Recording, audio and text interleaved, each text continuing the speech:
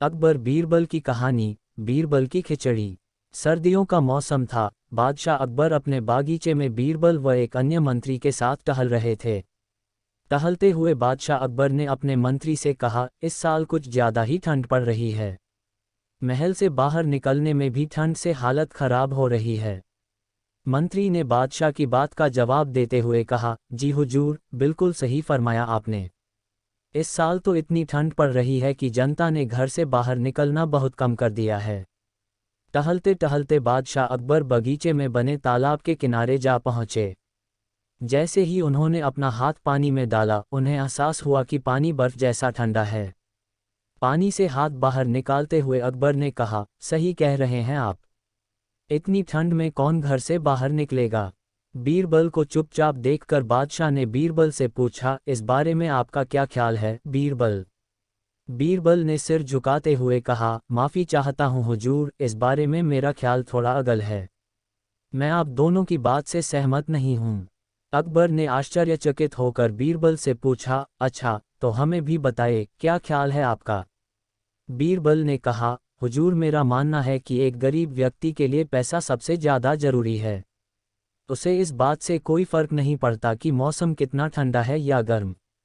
अकबर ने हैरान होकर बीरबल से कहा, तो आप ये कह रहे हैं कि इस कड़ाके की सर्दी में भी एक गरीब आदमी कोई भी ऐसा काम करने को तैयार हो जाएगा जिससे उसे पैसा मिल सके।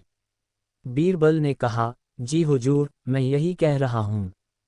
बादशाह अकबर ने बीरबल को चुनौती देते हुए कहा, तो ठीक है, अगर आपने बर्फ जैसे पानी से भरे इस तालाब में किसी को रात भर खड़ा रखकर इस बात को प्रमाणित कर दिया, तो हम आपके लाए हुए गरीब व्यक्ति को 20 सोने के सिक्के इनाम में देंगे। बादशाह की बात से सहमति जताते हुए बीरबल ने अगले दिन एक गरीब व्यक्ति को पेश करने का वादा किया। अगले दिन सभा में बादशाह अकबर ने बीरबल ने पूछा कि क्या वो किसी को लाए हैं जो तालाब में खड़ा रहकर पूरी रात बिता सके। इस पर बीरबल ने गंगाधर नामक एक गरीब व्यक्ति को दरबार में मौजूद किया और कहा कि यह 20 सोने के सिक्कों के लिए तालाब में पूरी रात बिताने को तैयार है। बादशाह अकबर ने सभा समाप्त करते हुए कहा कि ठीक है, 2 सिपाही इस व्यक्ति की रात भर निगरानी करेंगे। अगले दिन फिर से दरबार लगा और बादशाह ने बीरबल से गंगाधर के बारे में पूछा, बीरबल, कहाँ है आपका मित्र। कितनी देर टिक पाया वो उस बर्फीले पानी में। बीरबल ने कहा, महाराज, वो यहीं है। मैं उसे दरबार में पेश करने की इजाज़त चाहता हूँ। बादशाह की इजाज़त मिलते ही बीरबल ने गंगाधर को दरबार में बुलाया। बादशाह अकबर ने गंगाधर को शाबाशी देते हुए कहा, हमें इस बात पर यकीन नहीं हो रहा है कि तुम पूरी रात उस बर्फ जैसे पानी में रहे और आज हमारे सामने सही सलामत खड़े हो। ये तुमने कैसे किया, पूरी सभा को बताओ। गंगाधर ने कहा, महाराज, शुरुआत में तो ये बहुत मुश्किल था, लेकिन कुछ समय बाद मुझे महल की एक खिड़की पर एक दिया जलता नजर आया। उस दिए को देखते हुए मैंने सारी रात बिता दी। बादशाह अकबर ने चौंक कर कहा, ये तो धोखा है, तुमने हमारे महल के जलते दिए की गर्मी से सारी रात बिता ली। फरेबी, तुम्हारे इस धोखे के लिए हम तुम्हें सजा नहीं दे रहे हैं, लेकिन तुम अब इस इनाम के हकदार भी नहीं हो। ये कहते हुए अकबर ने अपने सिपाहियों से गंगाधर को महल से बाहर ले जाने को कह दिया और सभा समाप्त करके अपने कमरे में चले गए। अगले दिन रोज की तरह सभा लगी। जब बादशाह अकबर सभा में आए तो उन्होंने देखा कि सभी दरबारी अपनी अपनी जगह पर मौजूद थे, सिवाय बीरबल के। बादशाह ने एक सिपाही से पूछा कि बीरबल कहाँ है, तो उसने बताया कि वो आज महल नहीं आए हैं। बादशाह ने सिपाही से कहा कि वो तुरंत बीरबल के घर जाए और उन्हें लेकर आए।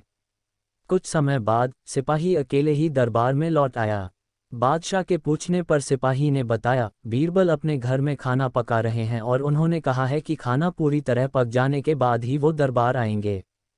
सिपाही की यह बात सुनकर बादशाह सोच में पड़ गए, क्योंकि आज से पहले कभी भी बीरबल ने महल आने में देर नहीं की थी। अकबर को कुछ संदेह हुआ और उन्होंने बीरबल के घर जाने का निर्णय लिया। जब बादशाह अकबर बीरबल के घर पहुंचे तो उन्होंने देखा कि बीरबल ने एक ऊंची खूंटी पर एक हांडी टांग रखी है और उसके नीचे जमीन पर लकड़ियां जला रखी हैं। बादशाह आश्चर्यचकित हो गए और बीरबल से पूछा कि वह क्या कर रहे हैं। इस पर बीरबल ने जवाब दिया कि वह अपने भोजन के लिए खिचड़ी पका रहे हैं। बादशाह अकबर ने कहा, क्या तुम पागल हो गए हो, ये खिचड़ी कैसे पक सकती है। तुमने हांडी को इतने ऊपर टांग रखा है और आग नीचे जल रही है। ऐसे में खिचड़ी पकने के लिए हांडी तक गर्मी कैसे पहुंचेगी? इस बात पर बीरबल ने बहुत आराम के साथ बादशाह से कहा, क्यों नहीं पहुंचेगी हुजूर? जब महल की खिड़की पर रखे एक दिए से गंगाधर को गर्मी मिल सकती है, तो मेरी खिचड़ी की हांडी तो फिर भी आग के बहुत नज़दीक है। बीरबल की बात सुनकर बादशाह हैरान हो गए और मुस्कुराते हुए कहा, हम तुम्हारी बात अच्छी तरह समझ गए बीरबल। इसके बाद उन्होंने गंगाधर को महल में बुलवाया और उसे 20 सोने के सिक्कों का इनाम दिया। बीरबल की चतुराई के लिए उन्होंने बीरबल को भी इनाम दिया। कहानी से सीख। बच्चों, बीरबल की खिचड़ी की कहानी से हमें ये सीख मिलती है कि दूसरों की सफलता के पीछे किए गए परिश्रम को जाने बगैर उनके बारे में राय नहीं बनानी चाहिए।